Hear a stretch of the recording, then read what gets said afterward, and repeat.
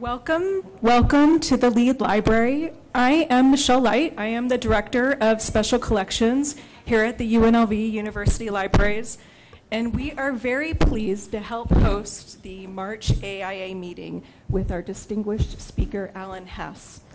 The timing for this meeting was very fortunate because it coincided with the launch of our exhibit on display downstairs on the aesthetics of mid-century modern in Las Vegas. So I hope you all had a chance to see the exhibit, and as a complement to Alan Hess's lecture here tonight. I also want to recognize how AIA is celebrating 60 years. In that time, in 60 years, Las Vegas has experienced a great deal of growth, of development, and change. And here in Special Collections at the UNLV Libraries, we are very committed to documenting the history of this building, of this change and development, and making sure that we preserve these materials for future generations to study and appreciate. So we are launching an initiative called Building Las Vegas to find and collect the history of our region's growth and its changing landscape and built environment. Thanks to some generous startup funding from the Tiberti family, we're launching an oral history project where we're going to be interviewing architects, city planners, builders, developers, and more. And we're also looking to collect archives. So you saw some examples of the materials that we want to collect outside. There's also a handout that details the kinds of materials we're interested in collecting. So if you have ideas for who we should interview, if you would like to be interviewed, or if you have some historical materials that might be appropriate for preservation at the UNLV Libraries, please get that handout and contact me later. Now I want to introduce Randy Levine, the Executive Director of AIA Las Vegas, to get the program started. Thank you again for coming.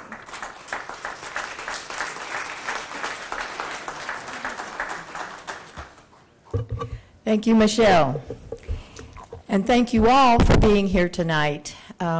We are just so pleased and excited to have this partnership with the UNLV Libraries and the Special Collections Department. It's very, very important for us to capture the history of our city and our chapter and all of the buildings and structures that are so important to the place that we live. So we appreciate your help in doing that. We appreciate you being here tonight. I especially thank everyone with Special Collections for helping us to put together this wonderful event. So we are also pleased to have Alan Hess with us tonight. And to begin our meeting, I'm going to be very brief, and I am just going to introduce our president of the Las Vegas chapter, Brett Ewing.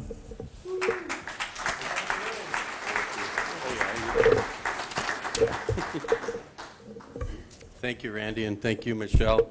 Another wonderful event. I was saying earlier, I got the lucky roll of the dice, I guess, to be a chapter president this year, celebrating 60 years, and we're having these wonderful events, and so happy to have Alan Hess here tonight. We want to make a special thank you to Michelle Light, Patricia Inuzio, Peter Michelle, and the wonderful staff at the Lead Library and the Special Collection Department for all their help in hosting this event tonight, as you can see by what's been displayed here. We're also pleased to have this opportunity to work with you, and we hope we can do more of this in the future with you. We just completed our Bald by Design program to raise money to fight childhood cancer. And we're pleased to have Phil Ralston here, chair of the wonderful endeavor, to give us a report on this year's Shave Off. Phil?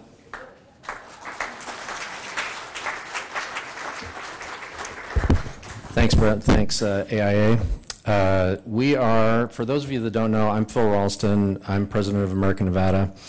You all might know Wyndham Kimsey. He's a member and longtime Las Vegas architect.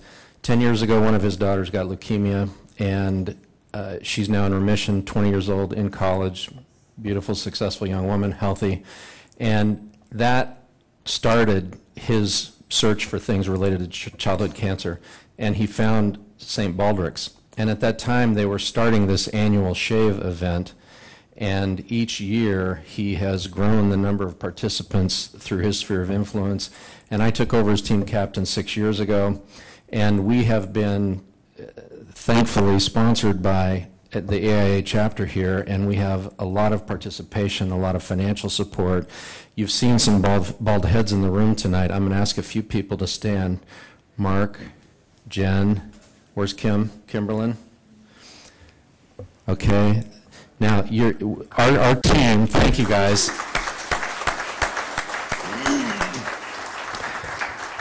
And you'll notice 50% of the representation tonight are women.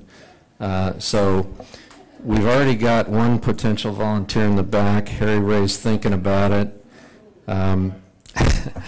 But the strength of building a team is we have, our team grows every year. We have 10, 15 or so people that shave every year. Mark, how many years have you done it now? Mark's done it 6 years, Jen's second, Kim is first. This is my 9th year to complete this. Wyndham just finished his 10th year. And the AIA membership raised about half of what our team raise was this year. And we are currently at $110,000 that we've raised. Thank you, and thanks to the team. A lot of people work hard. We send out emails like you can't believe. You've seen all the stuff that Randy and Kelly have put out in the announcements, and we're very thankful for your support. It goes to the St. Baldrick's Foundation, which funds childhood cancer research primarily, but other initiatives. In town, they've raised close to $5 million. A little over $2 million of that, or around $2 million of that, has come back to support childhood cancer initiatives in Las Vegas. So we're helping to support our local community and the growth in that fight. So thank you. You can still support if you haven't. Go to stbaldricks.org, find a friend, look up somebody you know that shaved their head. You can still contribute if you haven't. Thank you.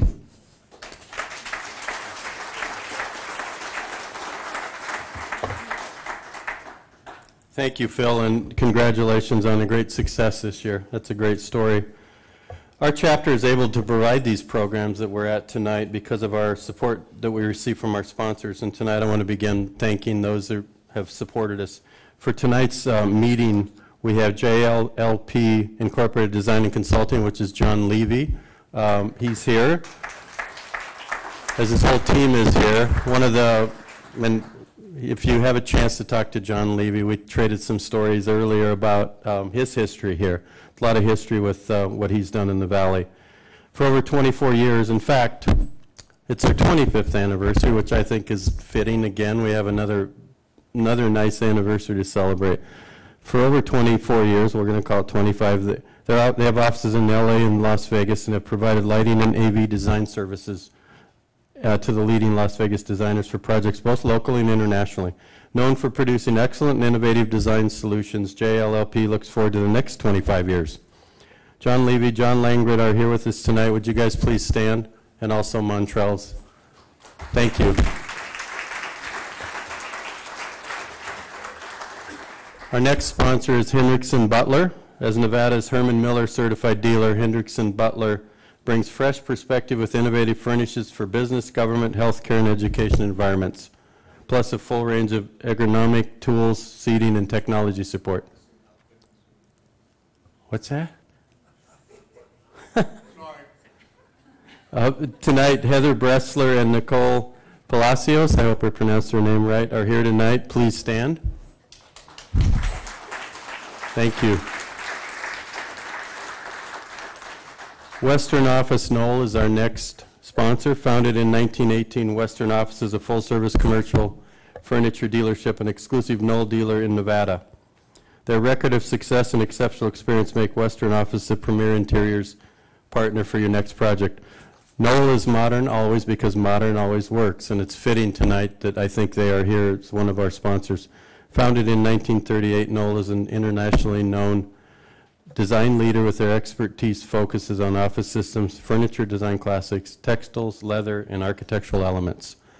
We are pleased to have Patty Townsend, president of Western Office in Las Vegas, and Jennifer Callahan, Knoll studio representative, with us tonight. Would you please stand? Thank you.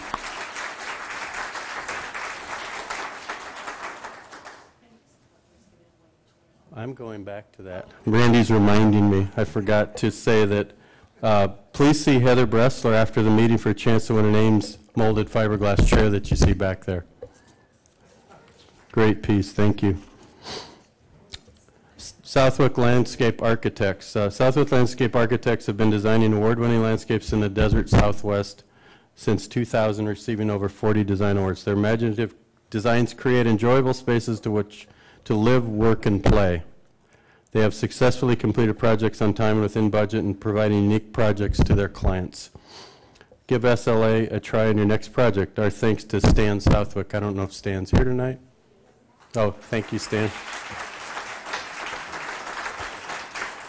Okay, now I got to hit our major sponsors this year. It is our 60th anniversary, and we want to recognize those special sponsors. You'll see on the screen. JBA Consulting Engineers, which again, they're celebrating their 50th anniversary. Pinta Building Group, Yesco, and MGM Resorts International. And of note, in May, we're going to have our meeting at Yesco to talk about the sign and the history of the sign, which will be a wonderful event. Our chapter's platinum sponsors are Aria Landscape Architects. Anna's here. Thank you, Anna. Polar Shade Sun Control and 501 Studios, which Levi Allison is here tonight taking photographs. He's our official photographer and is recording the event tonight, as all our meetings will be recorded. So now, get ready for the program. Our city has a unique and fascinating architectural history, which we're all aware of. And as we look back over these 60 years, I think one of the most fascinating things is when you see what Alan Hess is going to talk about is when this town was small, some of the elements that were here that the city grew from the seeds are, to me, are just very fascinating. They're timeless. And fortunately, we have a few of them left, but a lot of them are gone. They've been replaced by our modern architecture. It's one of the most important eras. It's from the late 40s through the 50s and 60s, a time that generated new modernism in architecture here in Las Vegas, mid-century modern. Tonight, we're especially pleased to have Alan Hess, renowned expert on mid-century modern. Alan's an architect and historian. He's the author of 19 books on modern architecture and urbanism in the mid-20th century. His subjects include John Lautner, Oscar Niemeyer, Frank Lloyd Wright, the Ranch House, Googie Architecture, Las Vegas, and Palm Springs. He's the architectural critic of the San Jose Mercury News, a contributor to the Architects newspaper, grant recipient for the Graham Foundation for Advanced Studies in Fine Arts, and the National Arts Journalism Program Fellows. He's received several awards, including the Honor Award from the National Trust for Historic Preservation, and I hope I don't butcher this word, Momo, U.S. Award for Excellence, and the President's Award for the Los Angeles Conservancy for 3 decades of work preserving modern architecture. He's currently writing a history of modern architecture in California. We're honored to have him with us tonight.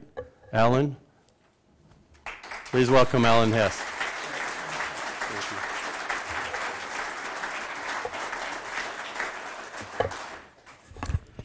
Good evening. It's always great to be back in Las Vegas and see so many old friends. I've been coming here for so long now that a lot of you just keep coming back. I'm very grateful for that to hear when I'm speaking. I must say that just what I've seen tonight with, for example, this coordination between the library and the special collections and the AIA to document and disseminate the history of Las Vegas, this is extraordinary. This doesn't happen in every city by any means. But it is happening here very naturally, very organically, and I'm just, it's very encouraging for me to see the sort of appreciation, understanding of modern architecture, and especially places like Las Vegas, which frankly a lot of people don't quite get, and that's kind of one of the things I'm going to be talking about tonight. We've got the slides up. I've been thinking about Las Vegas for a number of years now, but I always keep kind of going a little bit deeper into it. There's always more there to explore. I look at the pictures, I learn new things about the architects or the patterns of development, and I discover new things, and I am just still terribly impressed by what Las Vegas architects developed here roughly since the 1930s on, and how it contributed to the development of modern architecture. We sometimes have a very kind of narrow definition of modern architecture, and there are very powerful critics, historians, and institutions which support and promote that narrow definition of architecture, modern architecture.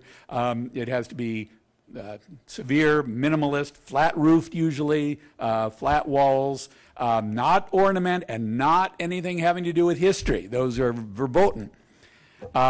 And yet, when we step back, we see that actually modern architecture is much richer, much broader, has many variations to it, and Las Vegas has taken full advantage of all of those variations over the years.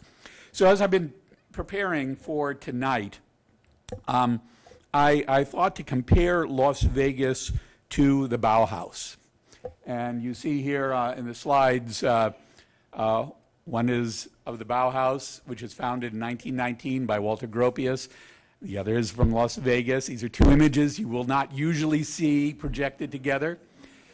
And yet, I'm going to try this evening to say that these are connected in some very fundamental ways, and especially leading to a greater appreciation of the Aladdin sign and all that it represents. Now, let me see if I can handle the technology. Yeah, good. So this is going to be kind of an extended discussion and argument about this. Now, the Bauhaus, as I said, started in 1919 in Germany. After World War I, the world was in turmoil. They were looking, the old order had failed. And so architects in particular, artists as well, felt that there had to be a solution, a new way of thinking about living, cities, architecture that would avoid the problems of the past. This is one of the buildings at the original Bauhaus, again designed by Walter Gropius, and it has come to be literally an iconic building. The word icon is tossed around much too frequently these days, but this is indeed an icon. It captured, when these buildings were built in Dessau, Germany, what that group of architects felt modernism should be, this looking towards the future. What was the 20th century like, and what was architecture to look like to express that? So there is, for example, a great deal of machine imagery and modern materials like concrete. This is this is not by Walter Gropius. This is a grain elevator somewhere in the Midwest. A lot of them everywhere, but it was this sort of functional, stripped-down architecture exposing its structure and its materials, not fancying it up with Corinthian columns and or Gothic arches or anything of that sort. This is the avenue that that the Bauhaus was continuing. There's Walter Gropius himself standing in front of one of his designs. This is his design for the, I believe, 1921, the Chicago Tribune Tower. Very famous competition held by the Chicago Tribune for their new building in Chicago. And this, again, sums up the idea. It looks like a machine-made object. It depends for its aesthetic on composition, on its forms, and a carefully developed program for those forms. And Gropius there is obviously very proud of his design. And it did. It did not win. Instead, Raymond Hood's Gothic skyscraper won, and his building is there on North Michigan Avenue to this day. But it was part of a struggle. It was a part of a movement that for a certain type of modernism that the Bauhaus was fighting for, and which the term Bauhaus today serves as an umbrella term for. Also, it led to the international style. That's another umbrella firm to describe umbrella term to describe one way of looking at what modern architecture could look like.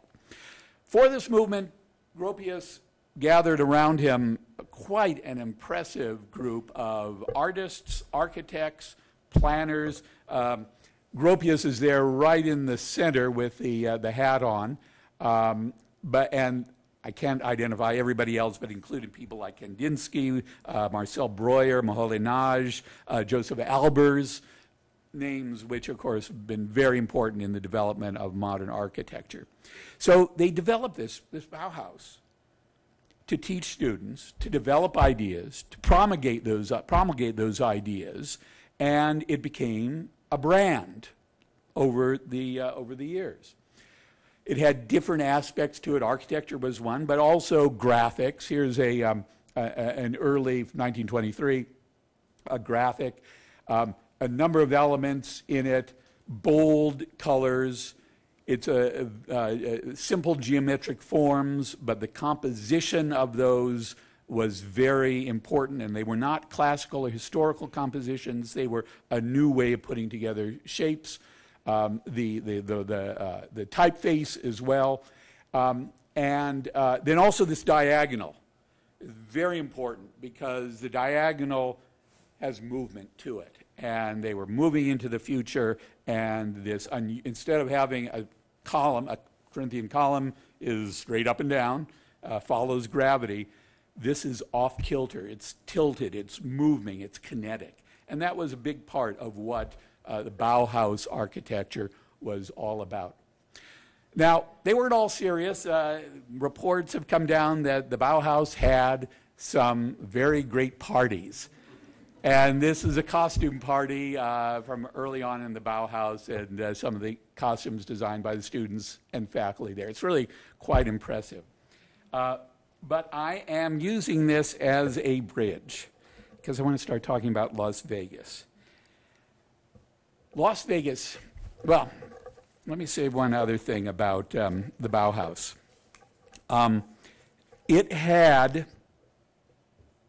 a very large and powerful group of critics, academics, historians behind it who have continually defined, theorized, created the theory of this modern architecture. And the Bauhaus architecture is as much as anything about theory, about what architecture should be. And it starts with theory and then develops into the forms. Las Vegas, as I shall point out, has its aesthetic as well. And it is a modern aesthetic. And it is interested in technology. I'm getting ahead of myself here. Here we have the Bauhaus and when they were having fun and how design and aesthetics involved with that. Well, this is Las Vegas, also having fun and using form and shape and color in order to convey something entirely new. Now, these are showgirls, of course. This is purely for entertainment. And yet I propose that this sort of design, which we'll see in many different variations tonight, is as important, has as strong an aesthetic concept behind it and a motivation for it as anything that the Bauhaus did. Because the Las Vegas has always been about technology. What do you do with modern technology, modern materials, like neon, for example? And there is no city on earth which in the early years did more with neon as an expressive medium than Las Vegas. This is, of course, the Thunderbird Hotel, just a gorgeous sign at dusk showing what could be done with this modern material. Downtown, of course, on Fremont Street, over the years, this use of neon built up. And so that it wasn't just the individual material, but it was its connection, its collection together into an urban space, into a three-dimensional urban space. And Rayner Banham, the great British critic, talked about this as a city of light, literally, that when he was walking down Fremont Street, all he saw was light. There weren't any buildings. There wasn't any brick and stucco or steel or glass, just light defining the space. That is a remarkable achievement. The other technology that Las Vegas early on understood in its bones was the automobile, and how the automobile would shape buildings, and then it would shape cities in a certain way. And the Strip itself, as we're going to be seeing in just a moment, is all about that. What is going on there? This is a modern approach, because these early architects of Las Vegas weren't following any theory about what architecture should be. They were just solving problems. And they were doing it without any concern for convention. The rules of Gothic architecture, of classical architecture, of academic architecture, even the rules of Bauhaus modern architecture, were not of concern to them. They were simply solving problems. But, thank goodness, and we're going to talk also about this in a bit, there was a group of architects, sign designers, other designers here who were really astonishingly brilliant. Collected. I mean, why that happened at one particular point in time in one particular place, I don't know. That's beyond me to understand. But it happened. And Las Vegas is an example of that. Another aspect of Las Vegas that it understood. Again, this is not high-minded theory. It's very practical about architecture, and that is the idea of pleasure. Modern architecture in the Bauhaus was fairly rigorous. I mean, you had to kind of, straighten up and sit right and put your ashtray in the right place on the coffee table when you were in those houses, because it was out of balance if you didn't. In America, this is true actually of American modern architecture, an entirely different strain, pleasure. How do you make this space comfortable? And especially in a place like Las Vegas, which is about recreation, it's about enjoying the weather, it's about enjoying the desert and the gambling and the shows and entertainment, et cetera, et cetera. It was a modernism about pleasure. The other thing that, again, I said, Las Vegas architects did not start with a written theory. What did they start with? They started with vernacular architecture, with architecture that already sketched out an idea of how things could go together in design. So here we have two examples of very standard motels, standard American motels, probably from the 40s and 1950s as well. We used to see a lot of these. But break them down, let's analyze these a bit.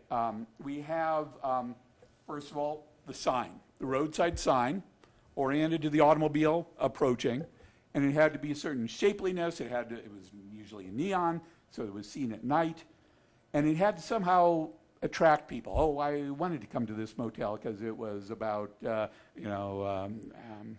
Aztecs, or it was about aspens, or it was about stardust, or Saharas, or whatever. Then you have the lobby itself, where you check in, which is the main building. It's kind of A-frame here down in the bottom slide. This was a public place, a lobby. It often had a restaurant involved with it as well. And it was right up by the road, so it was convenient. Then you have the hotel wings themselves, the rooms, the private spaces, the residential spaces, which you see in this long, horizontal, repetitive line going beyond. And then you also have recreation, whether it was just a lawn or it was a swimming pool. Now, these are the fundamental elements of the vernacular motel repeated everywhere throughout, certainly the American West. But what do you find in Las Vegas? The architects of the great hotels, as they developed to a certain high point in the 1950s and 60s, used those exact same elements.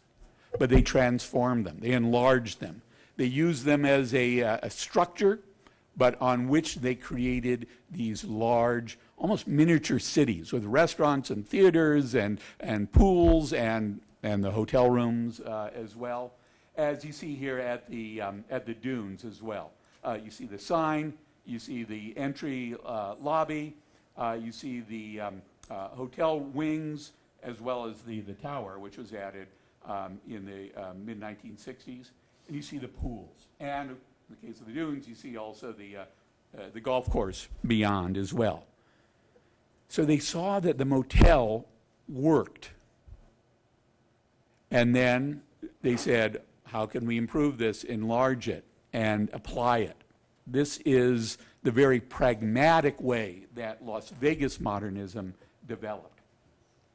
I want to go back a little bit as well to kind of sketch in and show that Las Vegas modernism was not an aberration. It was not just an oddity that happened to develop here, but it is part of a general trend in modern architecture in the United States. Here we have two examples. On the left is the Seagram's building, under construction, incidentally, by Mies van der Rohe. Again, another icon of Bauhaus or international style modernism. Simple geometric forms, simple materials expressed on the surface of the building. But look at the building, the other building. This is the Guggenheim Museum, of course, by Lloyd Wright, which was finished in 1959. It's not flat, it's curvilinear, it's a whole different aesthetic. It's organic, which is what Wright called his architecture. Very different way of looking at architecture. And it's a little, I mean, unless you get right down to some fundamentals, these are both new ideas about what architecture should be, but very different ways of expressing that. Incidentally, Lloyd Wright has an association with Las Vegas. On the top slide is him and Olga Vanna, his wife, and their daughter, Iovana, in the back seat, driving, as they did every year from the late 20s through 1959 when he died, from their home in Taliesin East in Wisconsin. For the winters, they would drive out to Scottsdale, to Taliesin West, which they eventually built. This actually is not Taliesin West, but the Ocotillo camp that they would build every year when they came out. And they would caravan with all of their students and architects from Wisconsin all the way to Arizona, and they stopped in Las Vegas. And Lloyd Wright stayed at the Apache Hotel, which you see in the bottom. This is a slide from about the early 1930s, what it would have looked like when Lloyd Wright was first coming through. Of course, the Apache Hotel is now Binion's. It's under there. Binion's with that great, white and turquoise neon facade on it.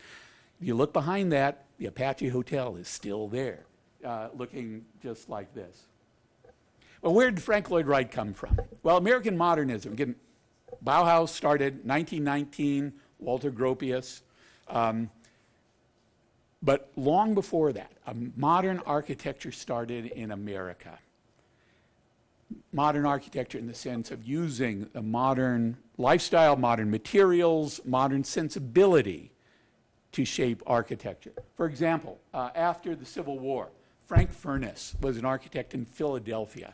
Now this was Benjamin Franklin's Philadelphia, an inventing city, a city that wasn't stodgy and academic like Boston or even greedy and mercantile like New York. It was a city of engineers, practical people solving problems using modern scientific method. And Frank Furness was one of the primary architects of that period. This is the Pennsylvania Academy of Fine Arts. It may look to our eyes like just another Victorian building, but when you look at it, for example, going down the right-hand side, it has a repetitive steel structure borrowed from train sheds, which the trains, the Pennsylvania Railroad, was the Apple and Google and Microsoft of its time. So Furness understood modern American industry, and designed for it. A young man came to work for Furness one day. He had admired Furness's buildings there in Philadelphia, and he got a job. And his name was Louis Sullivan. Louis Sullivan went on, of course, to become one of the great architects of modern America. This is a bank building he designed in Owatonna, Minnesota, which is one of my favorite buildings, actually, anywhere of any time. But again, it has shape, it has texture, it has color, it has ornament to it, just like Furness's building. These are the roots of modern architecture in America, and this is a part of what, this long continuum of that Las Vegas is part of. Another person who worked for Frank Furness was an architect named Will Price.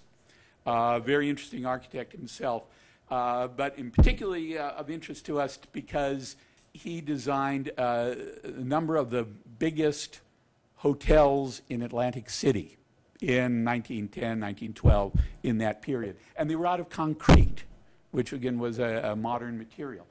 This is the Traymore. They also designed the Blenheim Palace. And Will Price is part of this continuum. Notice that this is a building for pleasure, for recreation, for going to the ocean. This pattern of modern American architecture will be repeated in the desert a couple of decades later. So I wanted to analyze here a little bit some of the graphic qualities of the aesthetic of modern architecture here in Las Vegas. I showed you this before. This is an example of the Bauhaus's graphics as well, the diagonal, the bold colors, the fonts for the lettering. Well, Las Vegas, if you start looking at it, has an incredible variety and imaginativeness of just basic graphics, of lines, of colors. Here are a couple of letters from the Neon Museum. Thank goodness they are saved. The El Cortez, sign still in use, I am glad to say. Very different with the script, and it's held up on this steel skeleton against the sky. The sky is a very important element in the architecture here in Las Vegas in the desert. The Flamingo Hotel as well, with this wonderful script, and it's kind of hovering there. There's no real reason. It's not being held up by a steel scaffolding of any sort. It's just there, magically, by some wonder of modern technology. Again, very free-flowing, curvilinear sorts of forms. Or these old Western style with very bold, blocky shapes as well. This was a casino down on Fremont Street. So what do you do with signs? Well, this is not a Bauhaus design. This is a design, an early modern design, 1924, from Soviet Russia. This is a constructivist design. And the constructivists were working at the same time as the Bauhaus, but in Russia, and with different concepts, and actually some very, very interesting concepts. One was, part of the new Soviet world, was communication. This is the headquarters for Pravda, the newspaper, propaganda, communicating to the masses. And so signage became a very important part of constructivist architecture, again, in 1924. This was by the Vesnin brothers, who were constructivist architects in the Soviet Union at the time. But you do see the signs put on to this very interesting tower, never built. Well, about 10 years later or so is when the neon movement really begins here in Las Vegas. The Young Electric Sign Company comes down from Salt Lake City, starts realizing there's business here, very practical business. And this is one of their first neon designs, signs put on a building.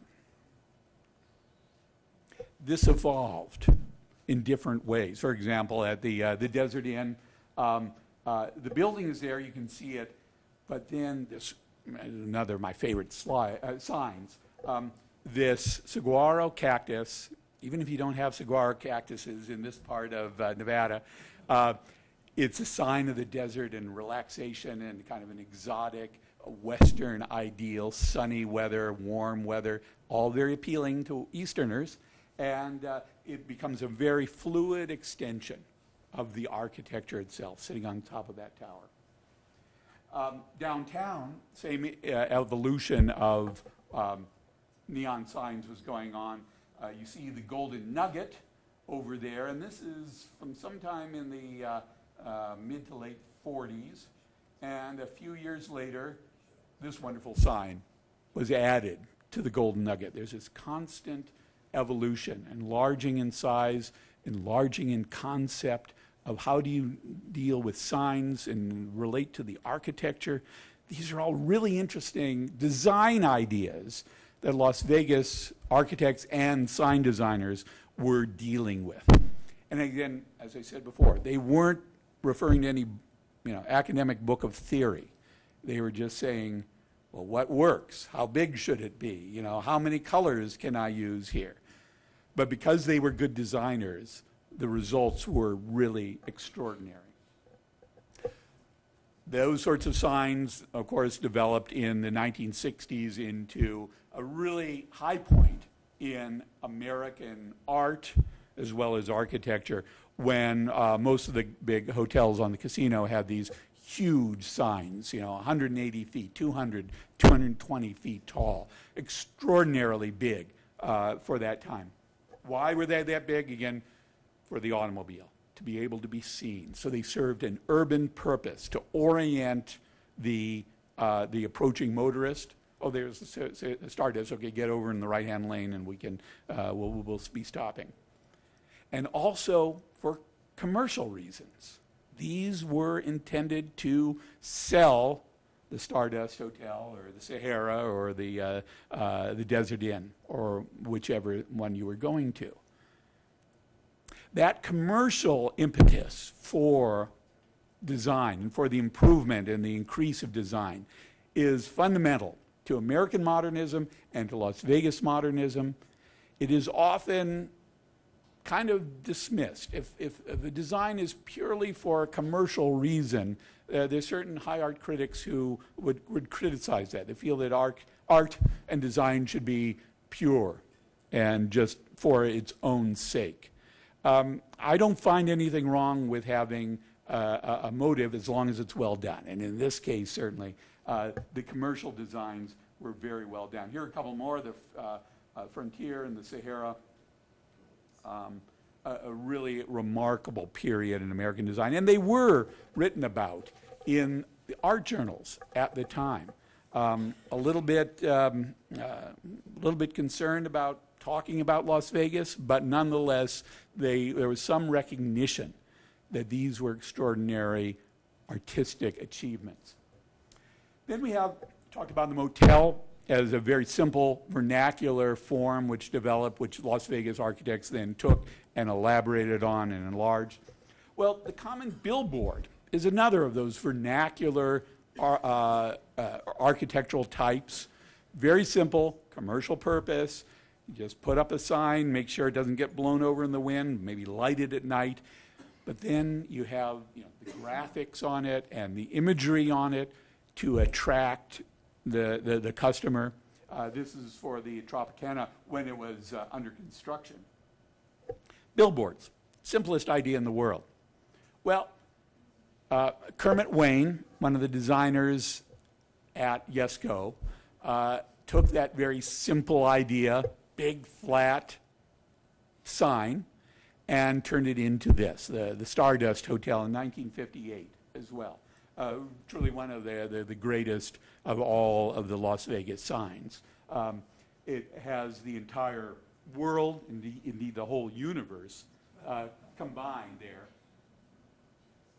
I have seen some videos of this at night as well, and it was even more spectacular at that time. But it's part of the common culture at that time. Sputnik had just gone up. Suddenly everybody was looking to the skies. And so the idea of borrowing from popular culture, space travel, stardust, and using it to create the imagery of this hotel, part of this genius of Las Vegas modern designers.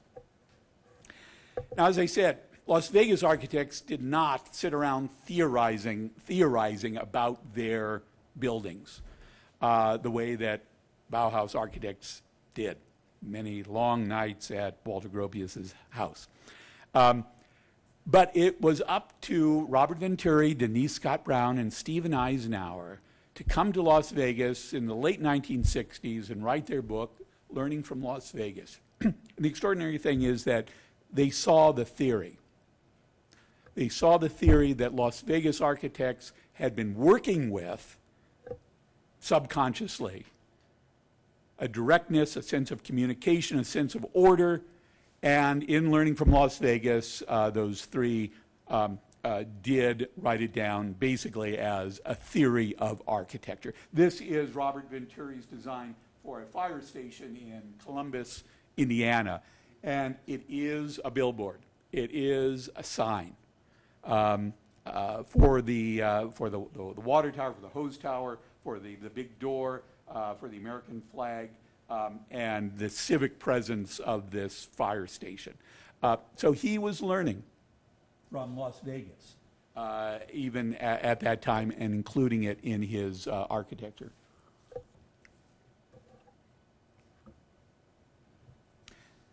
This is another constructivist design from the early 1920s. And here we see a step beyond. We had looked at, billboards transformed into buildings. We looked at buildings which had signs applied to them. There's another step here, however, which this constructivist architect early on gathered, again, never built, but where the sign becomes the architecture becomes the sign.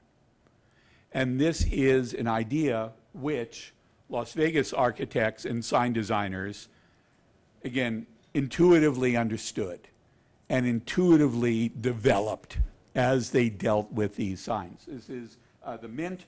The building, the architect was Zick and Sharp, local firm, and Yusko also designed the sign. So the two work together. But here you have not only this great sign going up into the sky above Fremont Street, but you have this broadening of the space. The sign becomes the entryway. The sign continues from inside to outside. It becomes three-dimensional, which is what architecture is. Architecture deals with three-dimensional space.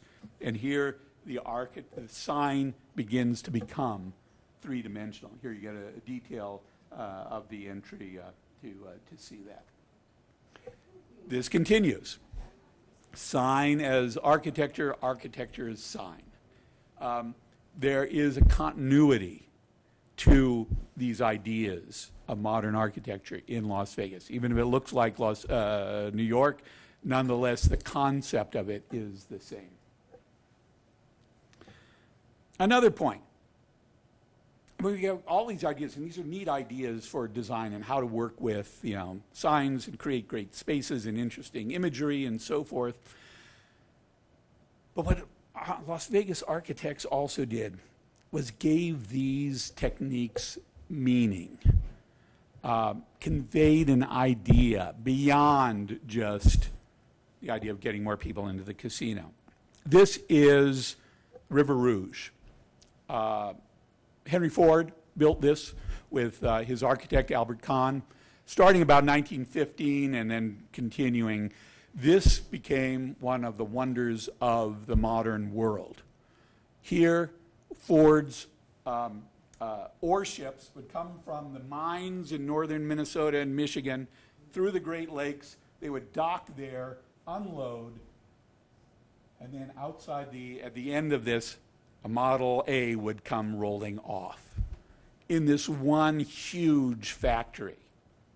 Every process of the modern age, of modern technology, was put to use in one place. An extraordinary idea of organization, as well as just figuring out, engineering, how to do that. and Ford did it. This is, again, a true icon of modern architecture. And it's huge, it's sprawling. You have another icon of the modern age and the power of nature and of man and of engineering at Hoover Dam. Here is a picture of it under construction. This is also modern architecture, and it's about power. Well, I was impressed many years ago when the Dunes sign was still standing. I stood underneath it one night, and I think it's when I took this picture.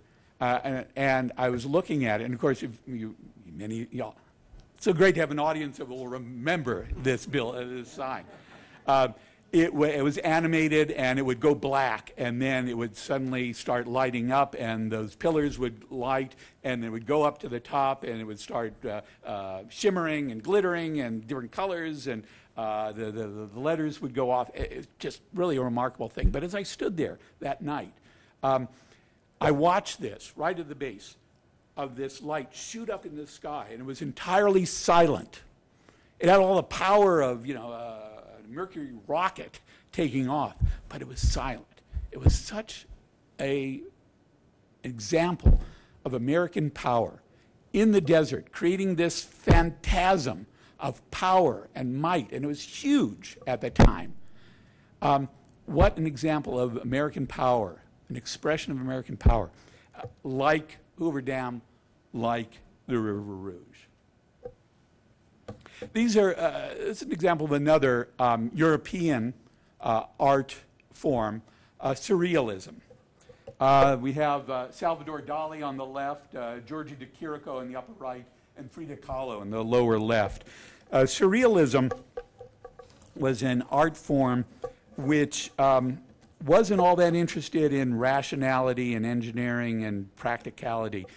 It got into psychology, which was a modern science at the time. The id, the emotions as well. And it wanted to express emotions rather than simply solving a problem. And it's a whole school, of course. Some of the elements, though, that you will see in surrealist paintings, which are meant to jar you out of what you would expect, juxtaposition of odd elements, decaying elements, or unfinished elements, classical culture, like that statue in the De Chirico, out of place and a little unsettling and a little weird. The empty desert, open spaces, which could be filled with anything, either nightmares or great pleasures. Creatures morphing into machines or machines morphing into creatures, overscaled elements. Again, it's interesting to remember that another great surrealist artist, Marcel Duchamp, visited Las Vegas in the 1960s with the curator Walter Hopps. I wish we had a lot more documentation of that visit. But that's what Las Vegas is also about. Again, this subtext. These aren't just commercial buildings. There's more going on here. Here's a building. Is it half finished? Is it decaying? It's, of course, the Luxor under construction, but very similar to those creatures on the left in Dali's painting. Classical elements placed where they shouldn't be.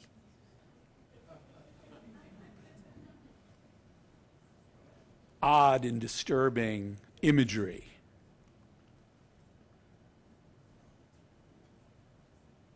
That's Denise Scott Brown when she was writing Learning from Las Vegas, out in the desert. This is from the Neon Museum as well. This is the pirate sign, the skull sign from the Treasure Island. And this, of course, is one of the most disturbing and out-of-place examples that you can possibly imagine. And here's a great interior of it. I wish I could have seen it when it was original. It reminds me, of course, of what Hunter Thompson wrote, that when Circus Circus was brand new, he said, this is what Saturday night would look like if the Nazis had won the war.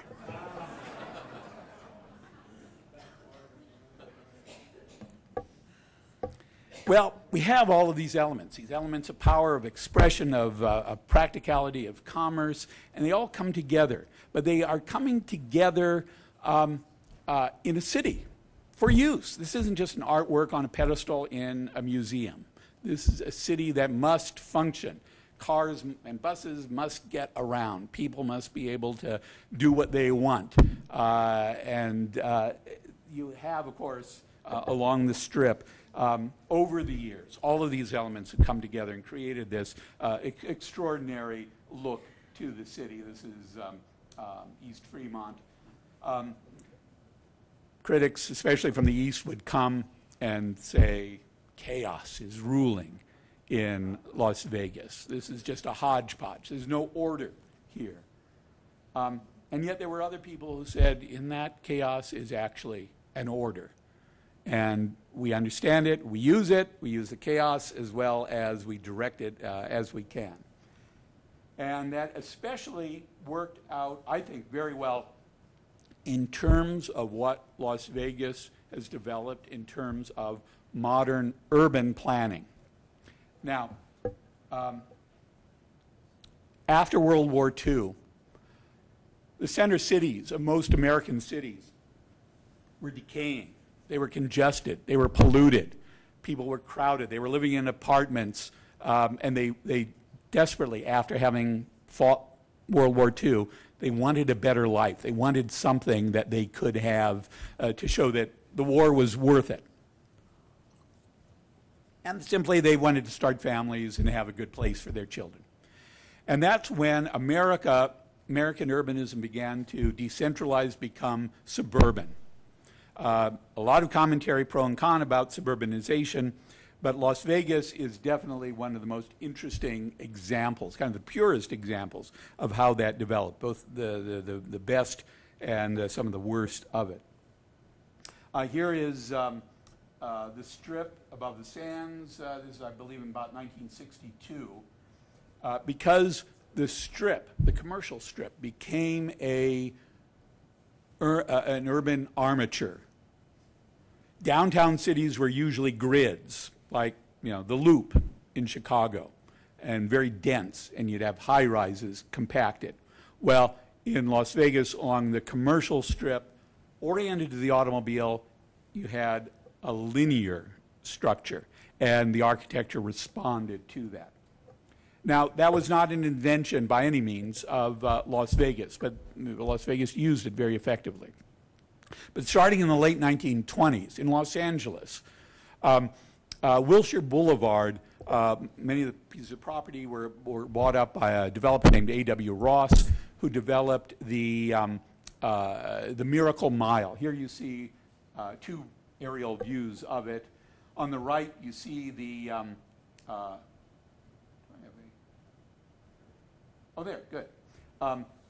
It's a linear street, and you have high-rises every once in a while, punctuating it, along with low-rise commercial between those, and then immediately behind, you have residential. Residential areas which were both apartments, more affordable, as well as single-family homes, and some very luxurious homes. Hancock Park, for example, one of the most luxurious neighborhoods of Los Angeles, is along the Miracle Mile. And here you see a view of how this rhythm of towers and low-rise development went along. Well, this was a response to the automobile, very directly, and that people in those houses behind there were going out for their groceries and going to the movie theater and going to their work in those high-rise towers. And many of them were lucky enough to be able to walk to work, but they were also using their automobiles.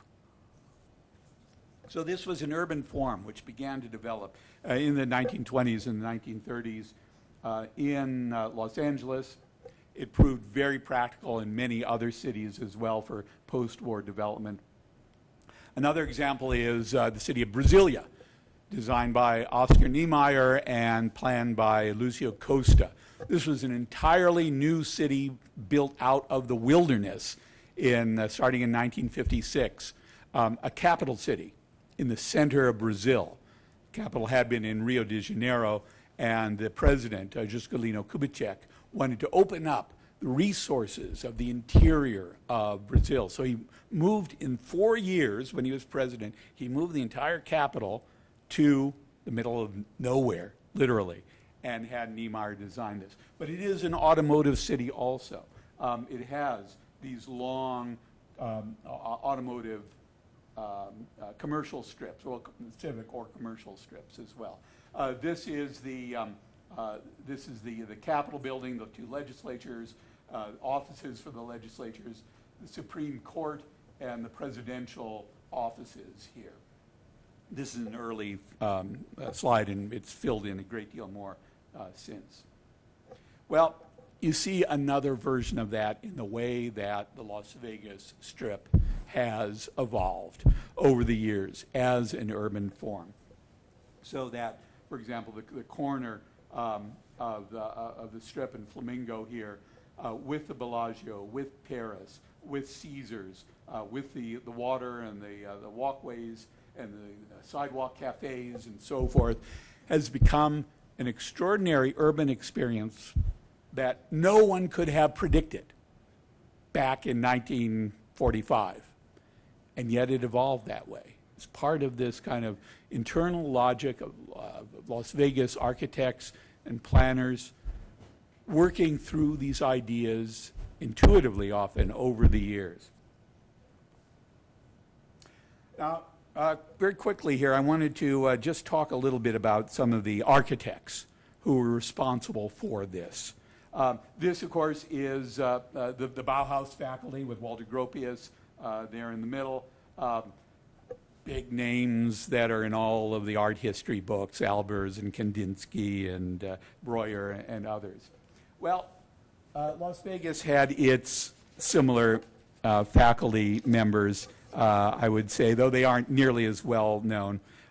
That is, here's the Aladdin slide. This is Kermit Wayne and Brian Lemming, who just passed away just about a year or so ago. Yeah, Buzz Lemming. And Jack Larson Sr. and Ben Mitchum. And these are just a couple. There were obviously many more, including Betty Willis, who designed the Welcome to Las Vegas sign as well. But there was a community here of designers. But there were a number of other architects who contributed in this important mid-century period to the development of these ideas. This is Ciro's, a very fancy Hollywood restaurant on the Sunset Strip from the late 1930s, designed by George Vernon Russell. This is where all of the stars went. In fact, I saw a picture the other day. Nancy Reagan just passed on, and she and Ronnie had one of their first dates at Ciro's. Just to show you how fancy this was.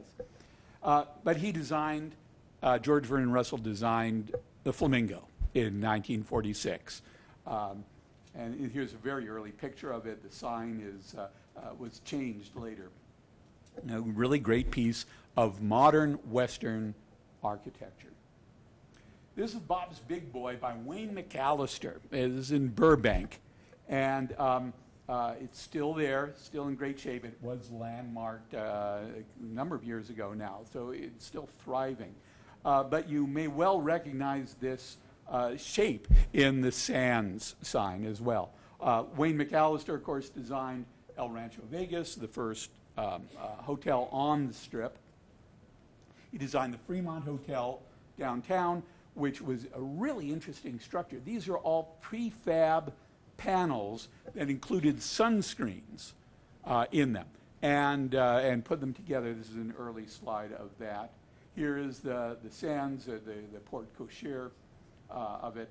Another architect, William Pereira, who designed the theme building at LAX, the Transamerica Tower in San Francisco, the LA County Museum of Art, and many, many other. He was one of the main shapers of Southern California.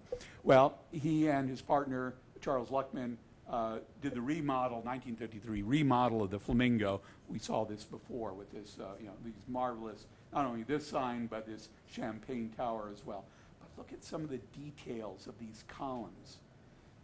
They're columns, they're structural, but they're also light. as you can see, shining up against the soffit. Really a great design.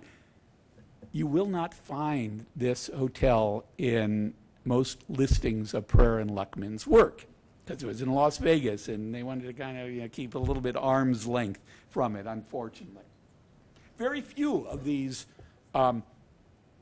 really imaginative early 1950s hotel casino designs were published in the architectural magazines. As part of the kind of discrimination that Las Vegas unfortunately has suffered from. Zick and Sharp, one of their bank buildings. They did a lot of bank buildings and houses and other buildings here around town. And of course, as I mentioned, they designed the structure of the Mint Casino. This is the original Stardust. See these? This was the largest hotel they claimed in the world at the time. And it was because of these room wings here, just lined up, more than any other Las Vegas casino or hotel had at the time. They were engineered by T.Y. Lin. He was a very important engineer who really developed pre-stressed concrete as a usable technique.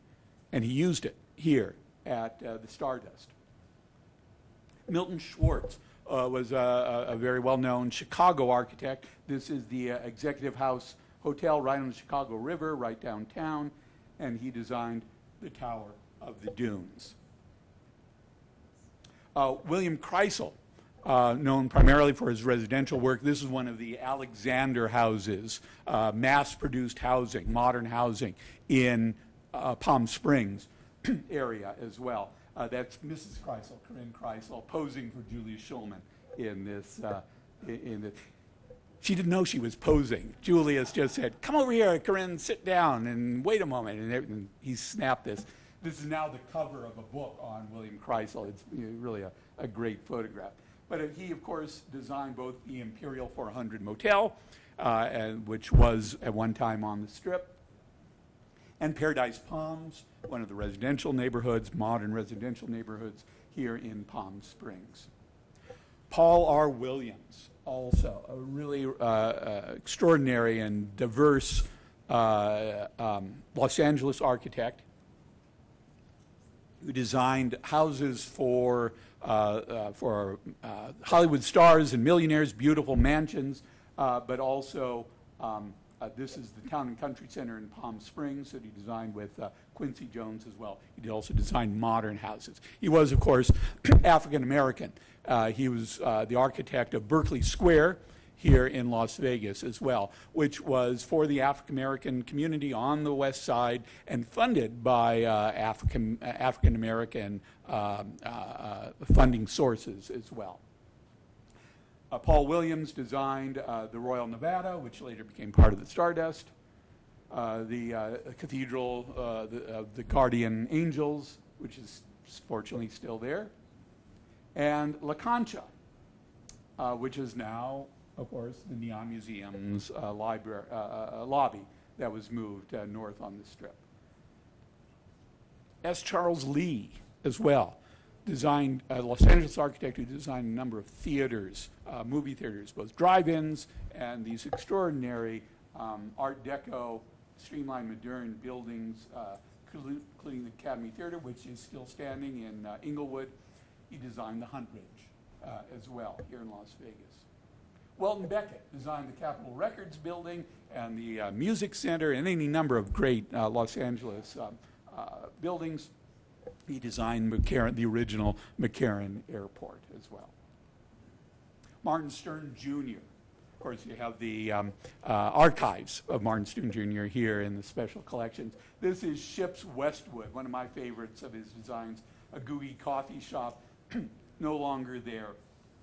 And he designed the Hilton, originally the International, and the original MGM Grand, now Bally's.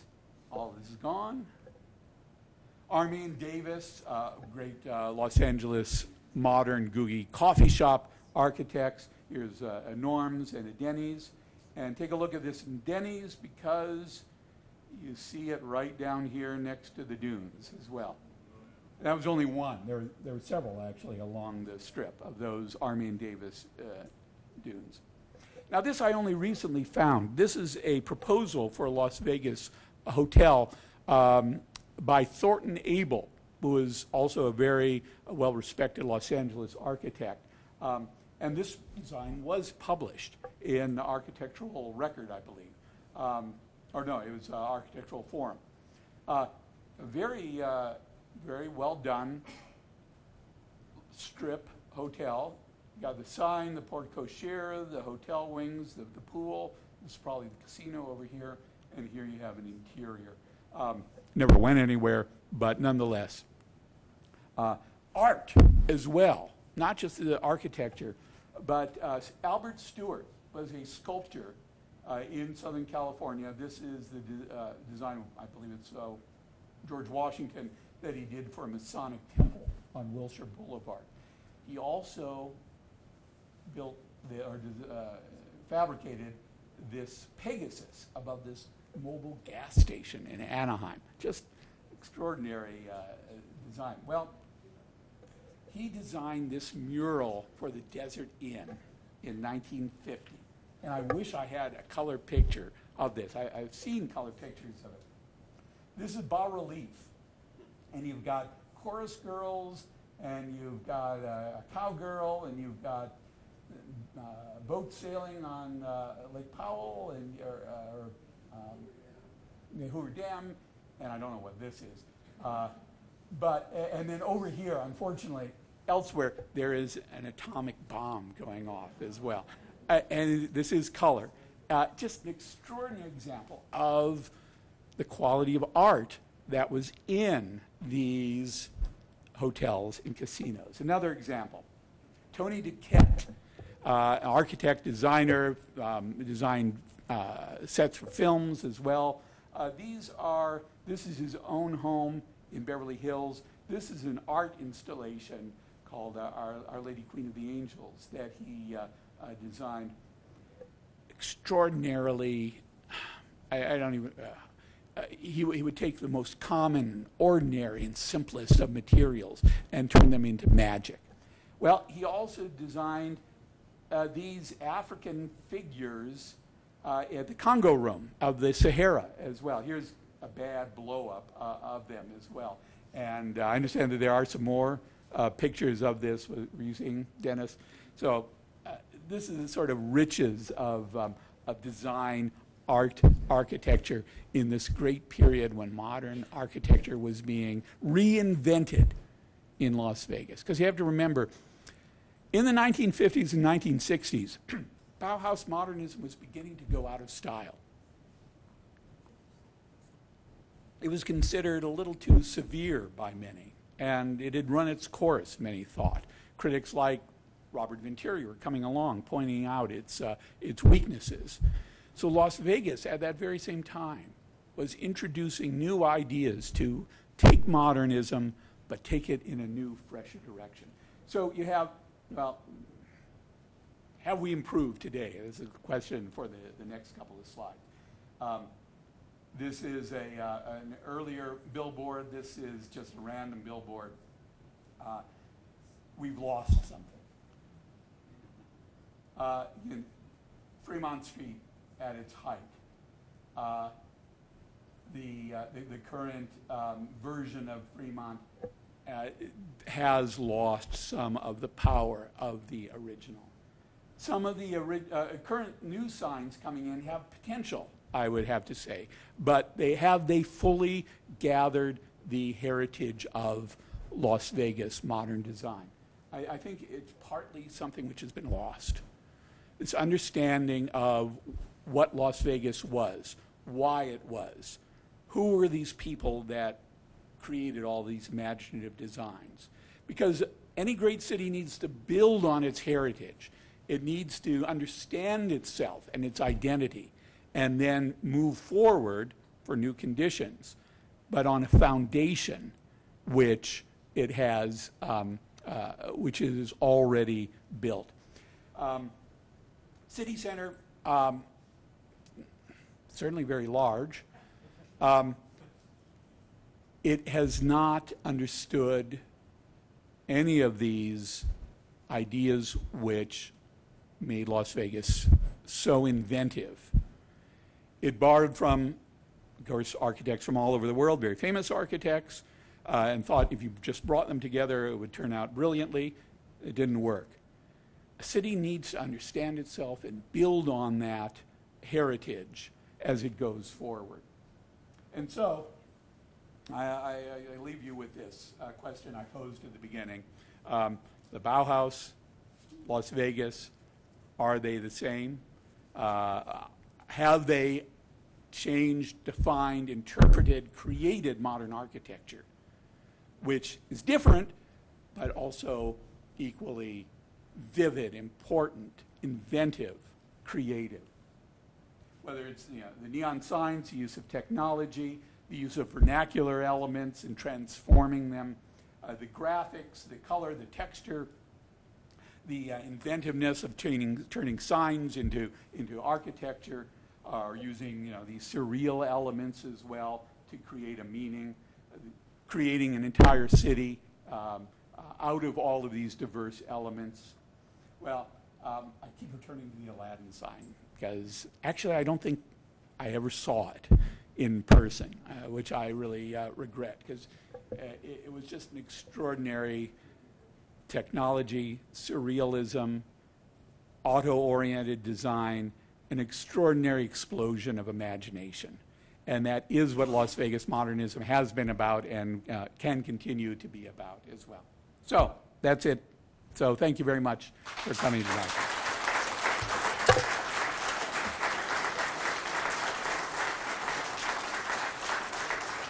Yeah, I can take a couple of questions if you can stick around. Yes.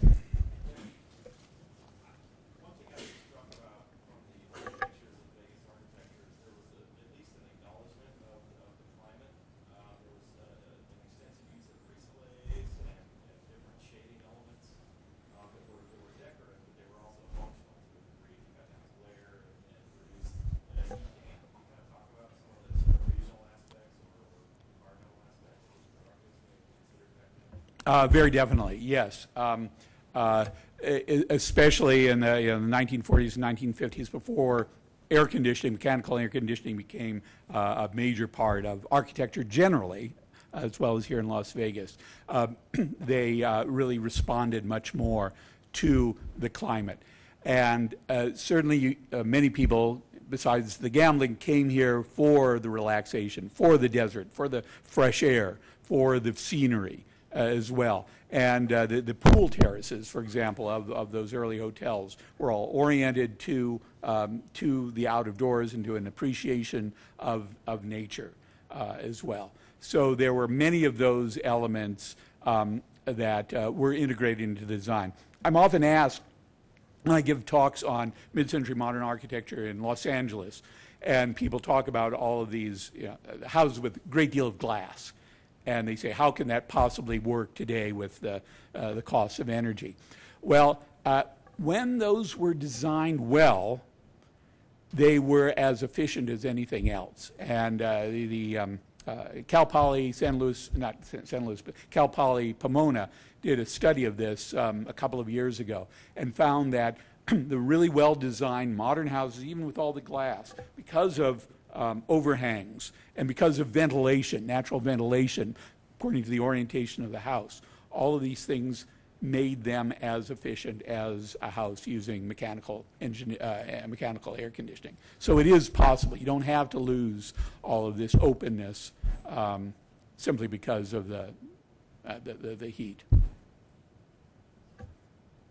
Any other questions? Yes? The Imperial 400, was that the motel on the Strip? Yeah. So did that become the Imperial Palace? Because it was a motel on the Strip, the Imperial Palace was before. Yeah, no, I think it was up near where the Mirage was, but on the other side of the street. By the Sands. Well, that would be, the road was right there. But that would be because the Sands was right across from the Mirage. Right, but no, he's saying, it's right, Alan's got it right, it's on the other Yeah. side. That's where it was. And that was a chain. You saw those all through the West as well, that prototype. Well, Thank you very much.